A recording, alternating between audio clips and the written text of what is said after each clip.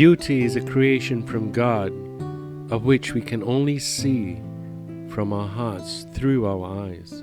Not with, but through it.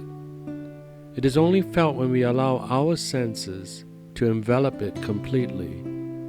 For in all creation is created by God and appreciated only when our hearts and souls are united with our Creator.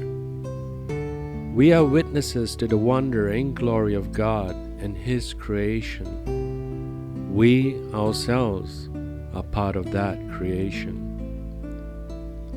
The diversity throughout this living planet is truly a magnificence of His power and glory. Each and every moment we stand here, we personify His glory. From the simplest of life to the greatest wonders of this universe, we stand at awe of its majesty. To search within ourselves the truth of this reality by denying the wonders of this evidence is denying God.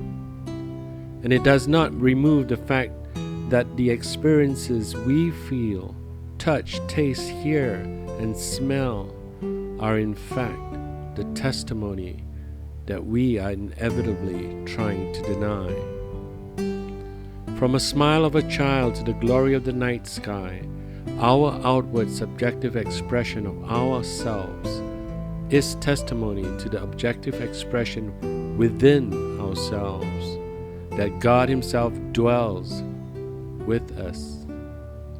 Even if you deny Him, but His presence gives us these emotions of enjoyment and delight. Our choices to deny the expressions of our deepest emotions itself is evidence of God Himself in our realm. We, in our own free will deny Him, but we will never disavow His external expression of glory around us. Deep within our hearts and souls, we know the wonders and delight that bring joyous evidence to His creation, inasmuch as we try to deny Him outwardly. God does not take away the gift of our very essence because we deny Him. Even in our depraved desire to be gods ourselves, God the Father who created us continues to love us and provide the wonders of our emotions and feelings to personify His glory. This is the overwhelming powers of our God. Even when we deny Him, His steadfast love and promises are never taken away. He has provided all and never diminishing anything nor lessening our experiences, but is always there offering us a path back into His embrace.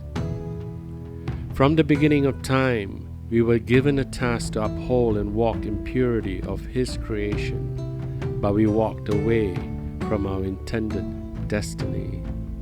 From that moment in time when we turn our backs to our intended purpose, each and every one of us is now doomed to oblivion, into the dust that we hence came from. There is no credence to who you are, nor color, race, or background you come from. We are all doomed into the reality that awaits us. Whatever your worldview is, the reality is evident that we came from one. Logic dictates that reality. Whether you hold on to the atheist or theistic worldview, the reality remains that we came into existence from that one moment in time where hence humans have evolved. That all humanity was derived from that particular moment. Humanity did not evolve at multiple points in a timeline. It happened at one specific moment in time. We are all descendants of that timeline. So if we look along the timeline that we all exist upon, sooner or later each and every one of us will cease to exist. So what makes any one of us different from the next? We exist within whatever choice of a worldview, and the conclusion to that reality is sooner or later we will all cease to exist. So what makes us any different from another? Our morality is our link within the human race. Whoever you are, no matter how much you have, no matter what authoritarian position or wealth you possess, it is all zero consequence when you die.